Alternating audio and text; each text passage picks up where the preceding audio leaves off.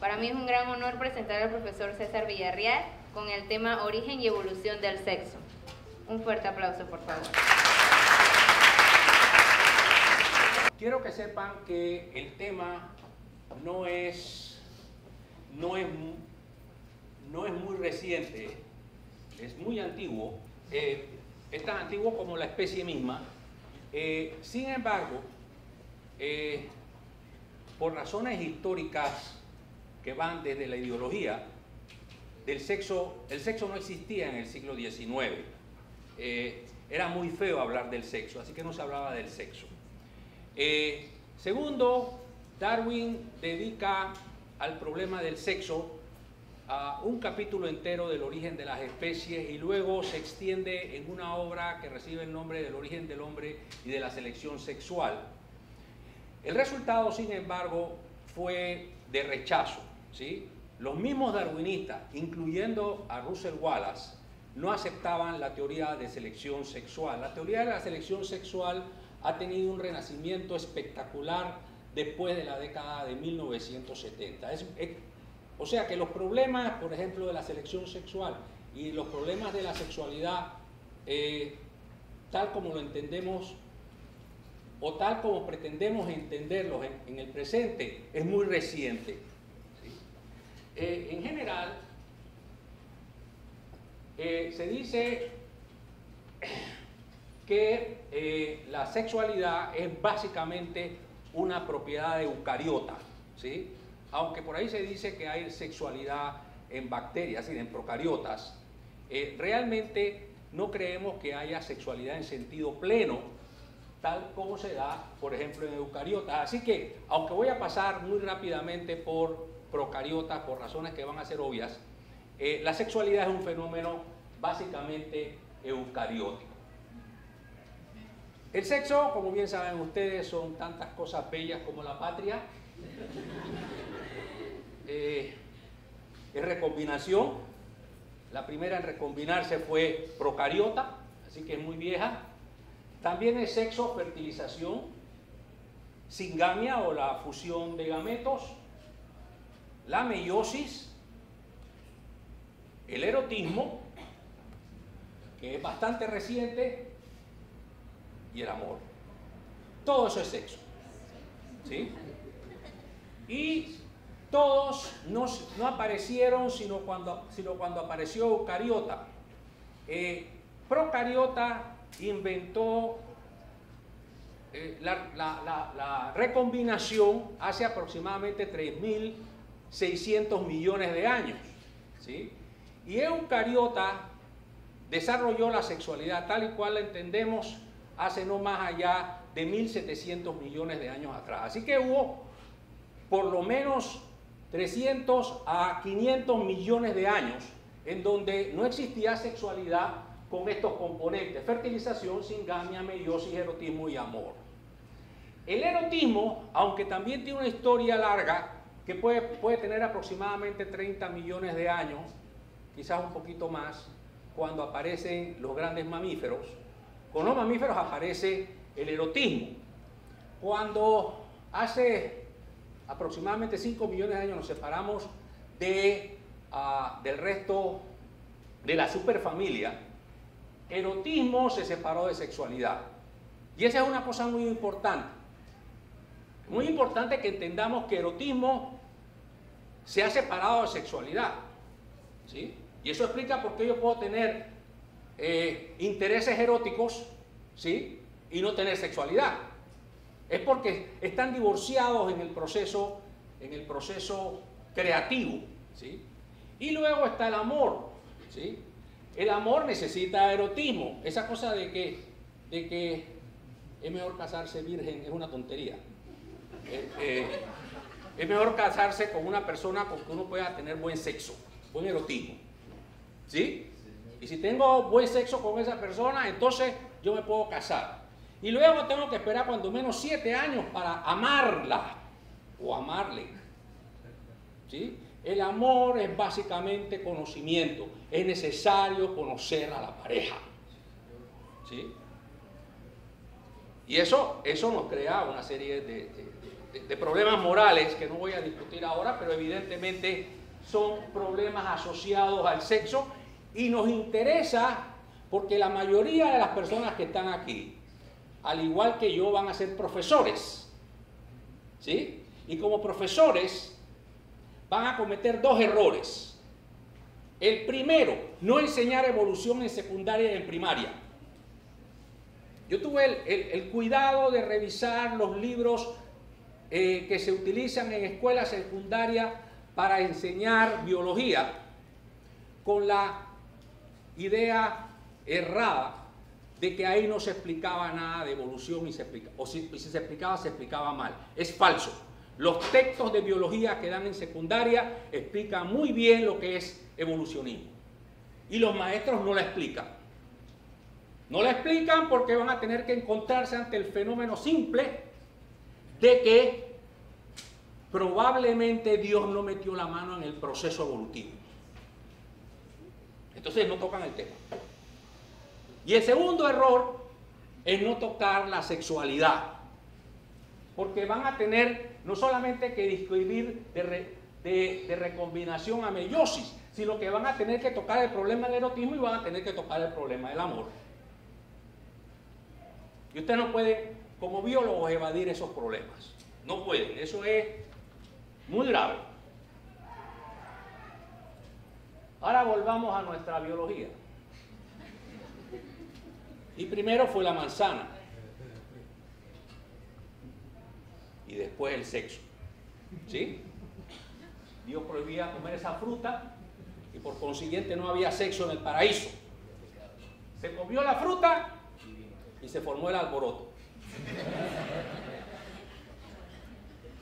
Esa es la imagen que nos enseñan. Pero hay problemas en el paraíso. Primero, la función del sexo puede no ser la recombinación. A nosotros se nos enseña que los animales y las plantas se reproducen para recombinarse. Y la recombinación, dice la teoría evolutiva, es importante porque aumenta la variación. Al aumentar la variación en una población, en la lucha por la supervivencia, en la lucha para obtener mayor cantidad de recursos y por ende aumentar copias de sí mismo a la próxima generación, es importante que seamos variados. Es muy importante que seamos distintos. Y somos distintos porque hay recombinación. Pero eso oculta el hecho de que la drosófila macho no presenta recombinación. Entonces, tenemos en una especie altamente conocida por nosotros en donde la mitad presenta recombinación y la otra no. Entonces, no estoy muy seguro de que la recombinación sea el fundamento de la sexualidad. Pero hay otro problema. Hay el problema de grupo. El problema de grupo dice que la recombinación es útil para ambos sexos. Es decir, yo me recombino y mi mujer se recombina conmigo porque aumentamos el número de variantes en la población. Pero miren lo que significa eso. Eso significa que hace 1.700 millones de años atrás había un procariota por ahí que le iba muy bien, como iba, porque producía copias iguales a él a la próxima generación. Y luego se encuentra con otro procariota que también le iba muy bien reproduciendo. Y le dice, vamos a unir mis cromosomas con tus cromosomas para que aumentemos la reproducción. Eso no puede ser. Y digo que no puede ser porque todos los que estamos aquí nos hemos enamorado. Y todos los que estamos aquí hemos dicho, ¿pero qué le vi?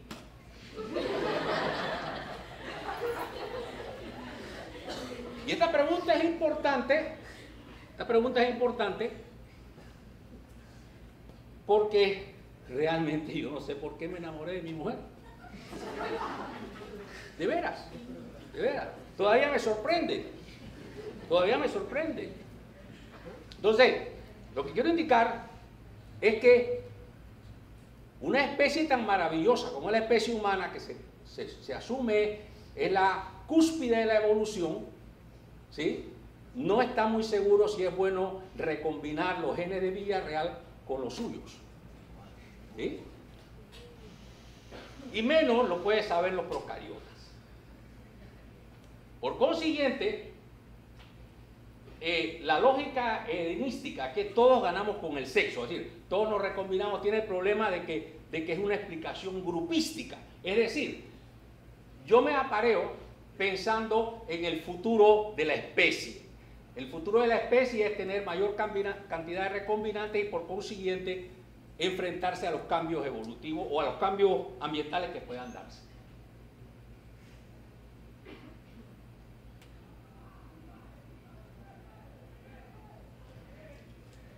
¿Cuál es el asunto? Hay dos grandes titanes en la biología evolutiva. Uno es Charles Darwin, ¿sí?, que se enfrentó al problema de la sexualidad en un capítulo maravilloso, el capítulo 8º, que se dedica a los problemas de la hibridación. Es un capítulo hermoso de leer, porque uno se da cuenta inmediatamente que Darwin no es lo que se piensa por ahí. Se piensa que Darwin es un señor que se pasó sentado en su casa y leía artículos y después se le ocurrió inventar el origen de las especies. Si usted lee ese libro se da cuenta de que era una persona que cruzaba plantas. Y entre el cruce de plantas se encuentra, por ejemplo, el problema de que incluso las especies las especies de plantas que se pueden autofecundar no lo hacen, ¿sí? Hoy hacemos ese tipo de cosas con biología molecular, pero Darwin no existía la biología molecular. Es más, no existía ni la genética ni nada de esas cosas. Sin embargo, hace descubrimientos maravillosos que demuestran que la hibridación de dos especies que pertenecen, dos buenas especies no se pueden cruzar entre sí. Y tiene mecanismos que le evitan que eso ocurra, que son de todo tipo.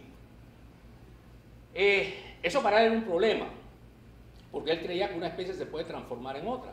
Así que esperaba que cuando hibridara se iba a formar un híbrido que iba a ser una nueva especie. Y eso era muy importante para él, pero no lo pudo resolver. Y además tenía el problema de la selección sexual.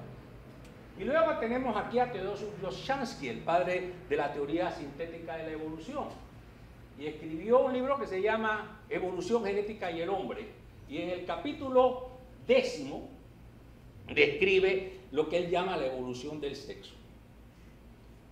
Es un capítulo muy bonito, pero yo cuando lo leí, muy joven, me dije, aquí no dice nada. No explicaba por qué existe el sexo, en un capítulo extenso de la figura más prestigiosa de la genética norteamericana del siglo XX. Así que las dos grandes figuras, la antípoda, la biología clásica de Darwin, o el darwinismo clásico, y el evolucionismo sintético, no puede resolver el problema de la selección sexual. En realidad lo que hace Lobzhansky es describir una historia natural de la reproducción sexual. ¿Y por qué eso es así? Porque, vuelvo y repito, se parte de la asunción de que las especies se cruzan entre sí para aumentar la varianza o la variación. No hay conflicto en la teoría evolutiva clásica, salvo en el caso de la selección sexual, ni hay conflicto en la teoría lobzhanskiana de la sexualidad. Pero en 1970 se da una situación muy interesante. Se publicó un libro muy importante que se llamó, lo escribió Edward, trata sobre la migración en animales y el desarrollo de la conducta social. Eso provocó, mire, créame que a los que trabajamos en el área, cuando se publica ese libro, fue como la bomba atómica de Nagasaki, ¿sí? No hubo instituto de biología en donde no se discutiera el problema. Según Wayne Edwards, los individuos se cruzan, o los individuos hacen actos que permiten mejorar el futuro de la especie. Y eso provocó una crisis, porque el darwinismo no está preparado para eso. El darwinismo no está preparado porque el darwinismo dice que yo me intereso por dejar copias iguales a mí a la próxima generación. Y me importa un soberano cacahuate con los demás y con mi mujer tampoco. ¿Sí? Lo que yo quiero es que mis hijos varones sean brillantes como yo. ¿Sí? Y sean bonitos como su mamá. ¿Sí? Eso es lo que yo quiero. Pero eso no es lo que ocurre. ¿Sí? Entonces, hay un problema, hay un problema serio. Sencillamente, si mis genes son mejores, logran dejar más descendientes a la próxima generación. Y si los de mi mujer son mejores que los míos, mis hijos van a tener más descendientes parecidos a ella. O sea, hay un conflicto entre mi interés por dejar copias brillantes como yo y mi mujer por dejar copias muy hábiles como ella. Entonces, no es sino hasta 1970 que se introduce la noción de conflicto. ¿Dónde aparece la noción de conflicto? La noción de conflicto aparece en una teoría biológica que sea individualista. ¿Sí? Hay conflictos entre mis intereses y los de mi mujer. Y son conflictos que llamamos antagónicos. Ella quiere dejar copias iguales a ella y yo quiero dejar copias iguales a mí. Hay un conflicto ahí de intereses. ¿Sí? Entonces, a eso se le llama técnicamente conflicto intergenómico, porque es el conflicto de mi genotipo contra los genotipos de ella. ¿Sí? Y luego se descubrió que también hay conflictos intragenómicos. ¿Sí? Por ejemplo, cuando yo me cruzo con mi mujer, yo paso algo de mis mitocondrias al nuevo ser. Aunque el óvulo femenino tiene aproximadamente 500.000 de mitocondrias cada óvulo. ¿Sí? Y el varón, el espermatozoide, tiene como 100. Pero hay la posibilidad de que las mitocondrias mías se crucen con las mitocondrias de ella. ¿Y qué hace ella? Tiene marcadas sus mitocondrias con un gen que la marca como positiva. Y los genes míos van marcados con un gene negativo, con un marcador negativo. Y ella produce enzimas que destruyen mis mitocondrias. ¿Cómo la ven? ¿Sí? Por eso digo que ella quiere que se herede el talento manipulador de ella. Pero a eso le llamamos nosotros conflictos intragenómicos, porque lo que ella está evitando es que los genes que estén dentro ahora de sus óvulos, de las mitocondrias que están metidas en sus óvulos ahora después de la fecundación, empiecen a competir y llegue un momento en que desplacen las mitocondrias de ella por las mitocondrias mías, y eso hay que evitarlo. ¿Sí? Yo estoy de acuerdo que hay que evitarlo, pero estamos conversando. ¿Hay problemas con el sexo? Sí. Los machos son caros. En la conferencia que di la otra vez, nadie me preguntó nada. Yo dejé eso abierto y dije además una cosa que se sonó fea. Las hembras son baratas. Y aquí vino una colega, se acercó aquí y me dijo: ay, profesor, ¿usted cree que nosotros somos baratos? Ah, pero es que los machos son caros. Ese es uno de los problemas que hay con la teoría de la sexualidad. Cuestan el doble de la hembra. Así que son caros, cuestan el doble de la hembra. ¿Por qué?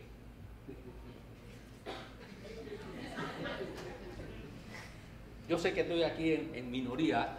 Resulta que el número de féminas que estudian biología ahora son más que el nombre de los varones.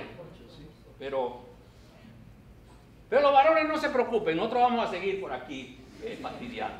¿Por qué eso de que el macho es el doble, cuesta el doble de la hembra?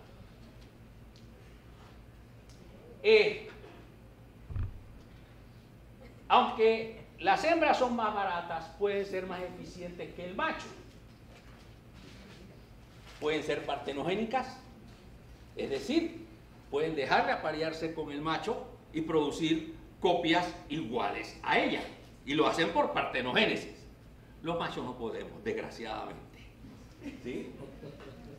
Y las hembras cuando producen se producen partenogénicamente, producen copias iguales a ella. ¿Sí? Eso es serio. Como vamos a ver en unos minutos. Las hembras pueden ser apospóricas, pueden ser apogámicas, pueden ser apomícticas, ¿sí? Pero siempre pueden producir copias iguales a ella. Normalmente los animales, las hembras animales se pueden reproducir partenogénicamente, pero las plantas son tremendas. Pueden producirse apospóricamente, apogámicamente y apomícticamente. Y los mecanismos de apomixis, la última vez que lo revisé, ya se describían como 15 o 16 formas variadas de apomixis. Así que las plantas no necesitan el macho, ¿sí? Entonces aquí se crea el primer conflicto importante que voy a describir. El conflicto es el siguiente. Una hembra puede escoger entre reproducción sexual y reproducción asexual. Y sabemos que hay grupos en donde toda una familia se reproduce asexualmente y otros miembros del mismo orden se reproducen sexualmente. ¿Sí? Entonces la hembra puede escoger. ¿Cuál es la ventaja de aceptar la asexualidad? La asexualidad puede significar que ella, que ha llegado a la etapa reproductiva, ha demostrado que es apta, es decir, que es capaz de dejar descendientes iguales a ella a la próxima generación. Y si se reproduce igual, si se reproduce apomícticamente ¿cómo se llama? O partenogénicamente, va a producir copias exactamente iguales a ella. Va a producir clones. Y como ella es eficiente, todas sus hijas van a ser eficientes. Pero miren lo que ocurre cuando se une con un macho. Cuando se une con un macho, solamente va a producir mitad de hembras. La otra mitad, ¿qué van a hacer? ¿Ah? Van a ser machos. No se ven el problema. El problema es que ella, que puede producir 100% de hembras eficientes como ella, prefiere reprimirse para producir una mitad de vástagos que no son tan eficientes como ella. Después de todo lo engañó para que se casara con ella.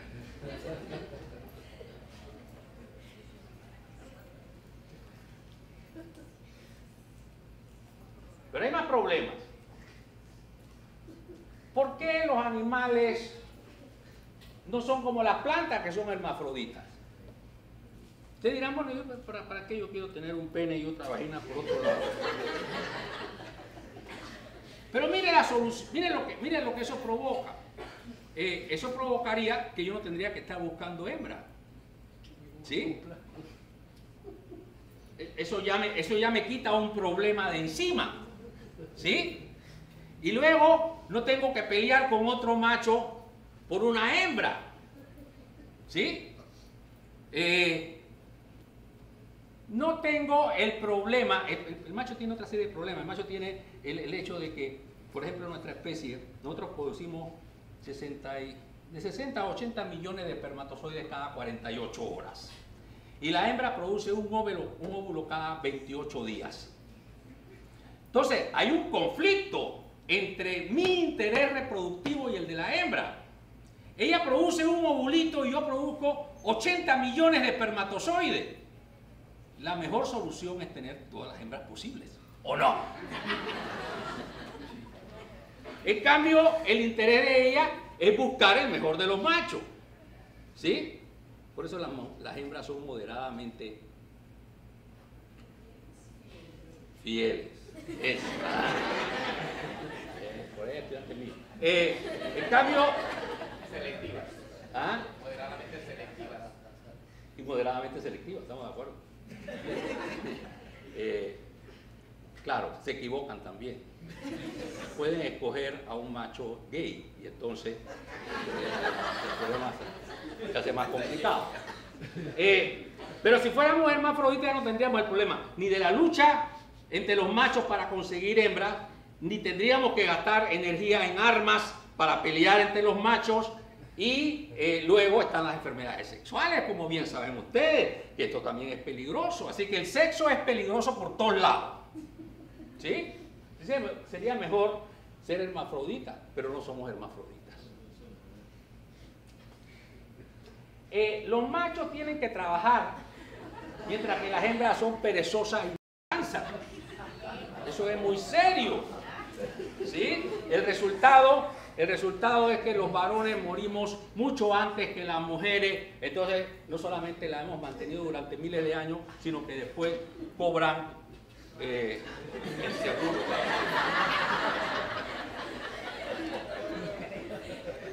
¿Es posible una solución inversa?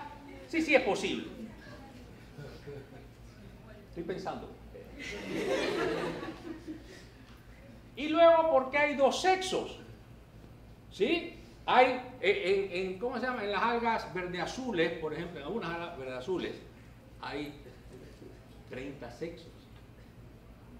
Usted sabe lo que es ir a la discoteca y no está preocupando. ¿Sí? Está ahí todo bonito y todo elegante. Y tiene que esperar de la mitad de esos le haga uno caso. ¿Sí? Así que sería mejor varios sexos. No sé por qué. Bueno, sí sé por qué tenemos dos sexos, pero ahí está la mujer, perezosa. Entonces se dice que la función del sexo, uno, es que existe para la reproducción. Y segundo, que existe para aumentar la tasa de recombinación. Esto no es de todo cierto. El sexo también sirve para manipular. ¿Sí? Y hay dos especies que hacen de la reproducción, del cruce sexual, un juego para manipular. Uno, los monobonobos, que creo que el doctor podía explicar un poquito más esos casos, pero en algunos chimpancés, la hembra se aparea para manipular y la otra es nuestra especie.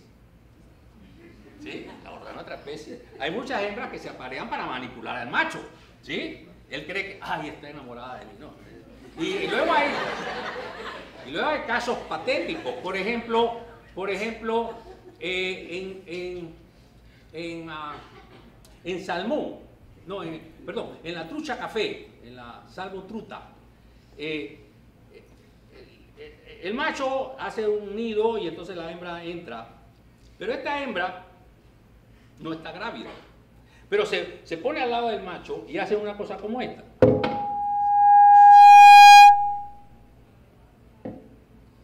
Se ponen así enfrente a los lados y entonces empiezan a abrir la boca hasta que llegan al orgasmo, dejan la boca así abierta y en ese momento el macho pulsa los espermatozoides y llega a los óvulos. Pero ella no tiene óvulos. ¿Sí? Ella se va y entonces hace toda la cosa y el macho está ahí, echa espermatozoides, pero está perdiendo espermatozoides que podía gastar en una hembra que esté fértil. Lo que está haciendo es botando ese espermatozoide hasta que ella, porque ella va a seguir por ahí, engañándolo al pobre macho, el macho perdiendo espermatozoides hasta que ella se aparea con él porque ahora sí está lista para ovular. Pero eso es una manipulación de la hembra con respecto al macho. ¿Sí? Aquí tenemos una rana negra con verde. ¿Cómo se llama esa? La dendrobate. El macho está maduro. Esta hembra no está madura y empieza a fastidiarlo y le presenta, a ese hasta lo monta, hace de todo. ¿Sí? Pero ella no está lista para reproducirse. Ella está manipulándolo. Y cuando se acerca a una hembra que sí está madura y se quiere aparear con él, ella la larga. ¡Chac! Te vas. Y finalmente cuando está madura se aparea. Está haciendo lo mismo, está manipulando al macho. Por consiguiente, la manipulación entre los sexos, también el macho lo hace, también existe. ¿Sí? Entonces esa es una cosa que demuestra que el sexo no tiene la única función reproducirse. El sexo puede ser utilizado para manipular un sexo al otro. Y que aumenta la tasa de recombinación, ya le puse el ejemplo de Drosófila. En Drosófila el macho no tiene recombinación, así que no es cierto que el sexo existe para aumentar la tasa de recombinación.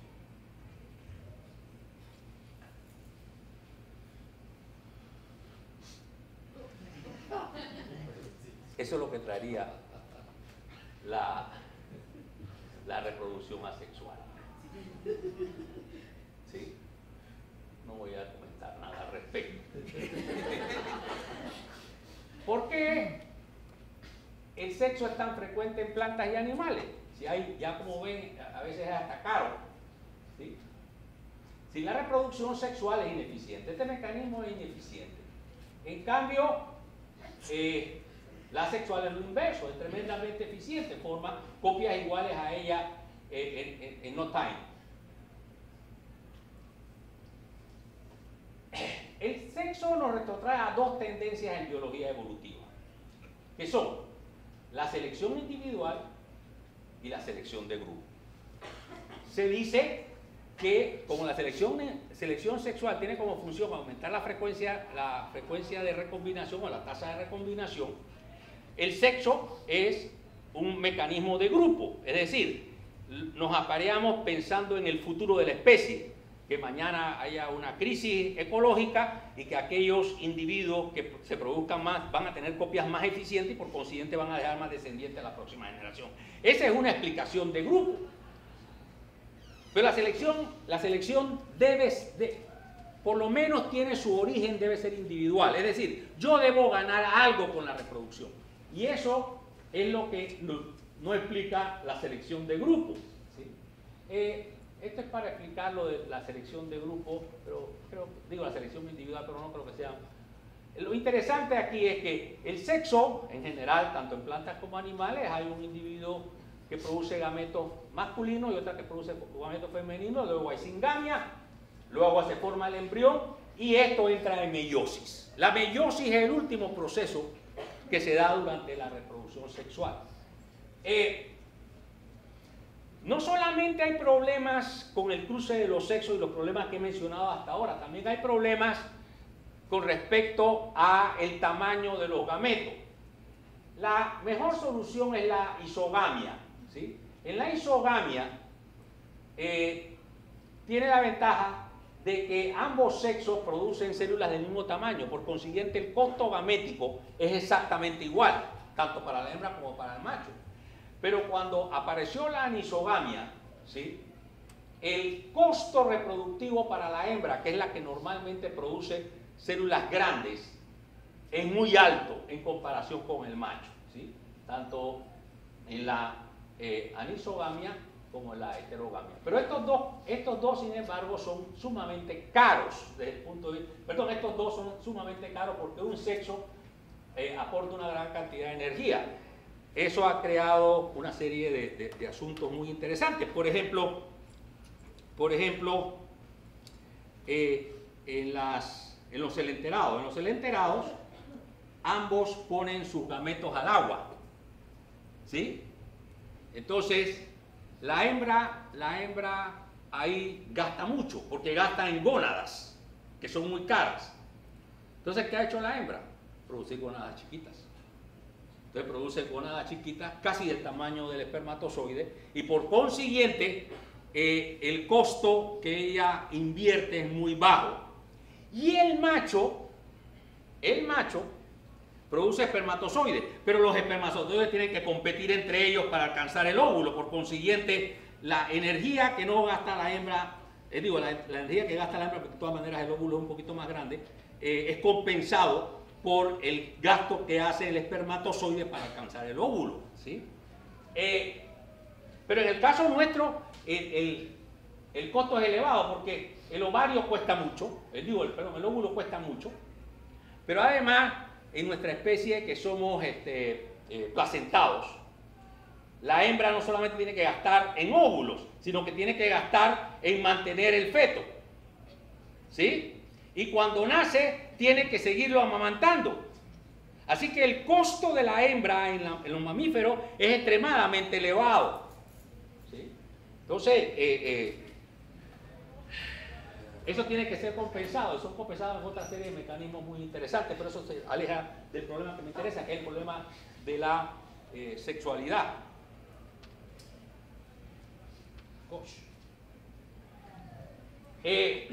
Bueno, el problema es el siguiente. Yo creo que el sexo existe para la reproducción sexual, para provocar un incremento en la recombinación. Entonces imagínense ustedes, bueno, pero ¿para qué nos ha tenido aquí una hora y ahora nos viene con que es al revés? No, no es al revés. La recombinación es importante para mantener la sexualidad. ¿Sí? La recombinación es importante para mantener la sexualidad, sea la importancia que tenga la recombinación. Pero ese no es el origen. El origen, ambos individuos tienen que ganar. ¿Sí? Entonces, para eso se han propuesto una teoría. Una es el complejo de reparación. Se dice que el sexo existe para que durante meiosis, ¿sí?, el aparato reparador destruya todos los defectos de mutación que puedan aparecer. Por consiguiente, cuando yo estoy creciendo, algunos de los genes de mi aparato gamético están mutando, ¿sí? Y al aparearse y al entrar en fenómeno meiótico, el proceso de meiosis limpia los cromosomas y los mantiene limpios. Así que yo gano reproduciéndome porque así aseguro que cualquier defecto que se produzca durante mi proceso reproductivo va a ser limpiado durante el proceso de meiosis. Además, entonces aumenta la recombinación, pero la recombinación no fue el primer propósito. El propósito fue limpiar de aberraciones genéticas a mi aparato de liberación. Muy parecido es la ruleta de Müller, ¿sí? Tiene un mecanismo muy similar, lo único que aquí en el Rachel de Müller es necesario buscar copias nuevas, frescas, pero para eso sirve la reproducción.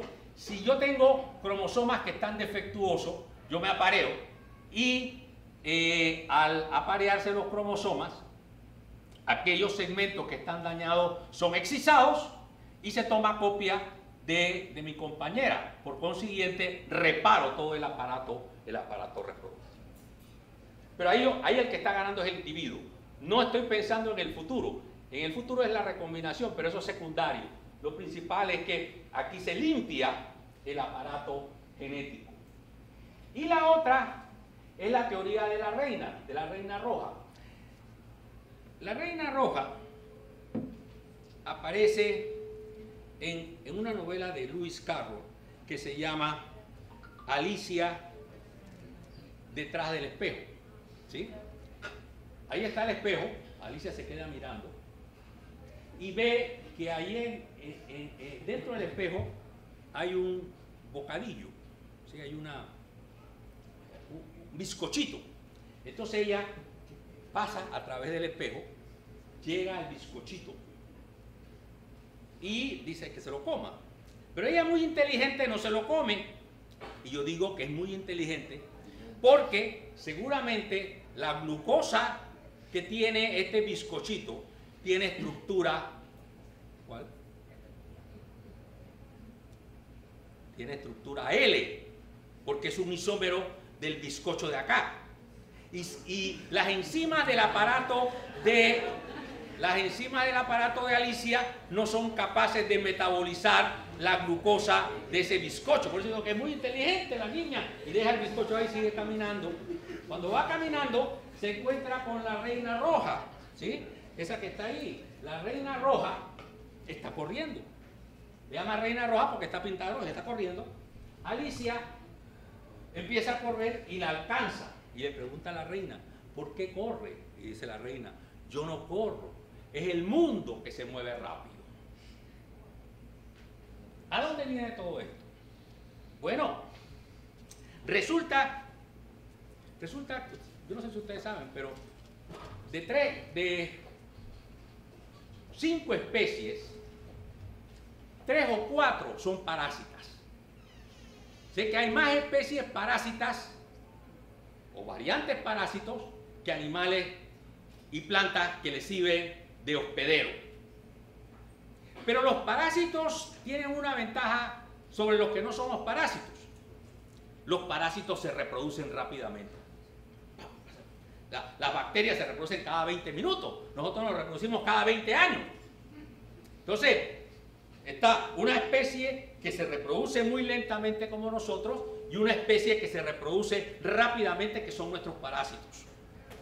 Bueno, dice Hamilton que lo que ocurre es que la reproducción existe para aumentar copias de nosotros tan grandes que somos capaces de competir con la velocidad a la cual se está reproduciendo el parásito. Así que mientras el parásito va corriendo, yo voy a su velocidad.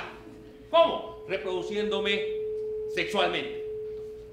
La función de la reproducción sexual entonces es aumentar la recombinación para poder competir contra nuestros parásitos.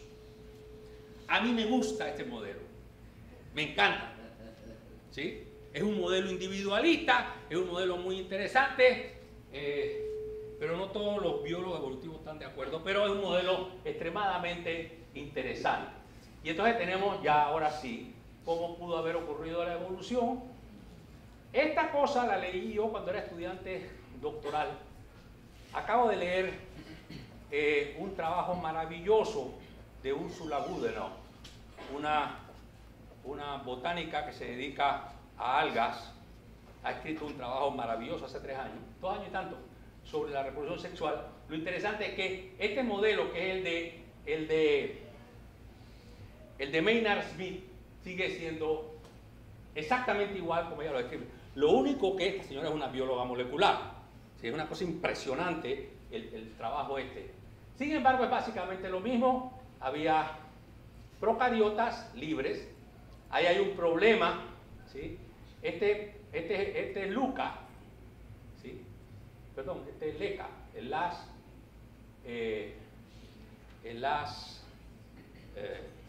Eucariotic Common Ancestor, ¿sí? Este tenía cromosomas lineales. Ese es un problema, ¿eh? ¿Cómo pasamos del cromosoma circular de procariota a este cromosoma? Ese es un problema serio de evolución. Pero estaba Leca, cada uno distintos, entonces se aparearon, ¿sí? Por alguna ventaja que tenían en ese momento. Lo único que tenían su propio aparato mitótico, ¿sí? El próximo paso fue tener un aparato mitótico para las 2 células originales, de la manera que se duplicaban el número cromosomal. Esto provocaba un incremento en la capacidad para responder. Se podían cruzar entre ellos. Luego inventaron la meiosis, que permitió entonces la recombinación, y por otro entonces tenemos la situación actual. Todos estos pasos han sido debidamente estudiados desde el punto de vista molecular, y créanme que la lectura que acabo de hacer de este trabajo maravilloso de Goodenough demuestran que uno es una cosa vigorosa, tremendamente vigorosa. Hay cantidad de problemas que no podemos resolver todavía. Por ejemplo, todavía no sabemos por qué las drosófilas machos malditos se meten en mis problemas teóricos y lo que hacen difícil mi conferencia aquí en este lugar. Yo espero que alguno de ustedes lo pueda resolver, ¿sí? Pero primeramente fue la recombinación. Hace aproximadamente 3.000 millones de años se apareció esto, y luego apareció hace 1.200 millones. Esto está debidamente demostrado, no solamente por biología molecular, sino por paleontología. Ahora conocemos una alga roja, ¿sí? Que se ha demostrado inequívocamente que tenía tenía gametos, y que los gametos se cruzaban, y eso ocurrió hace 1.200 millones de años atrás. Sin embargo, volviendo a leer a Maynard Smith, vi esta frase y me parece valiosa, ¿sí? Yo tengo la impresión que he dejado pasar algo por alto. porque el sexo no puede ser tan sencillo como yo lo acabo de explicar. Muchas gracias.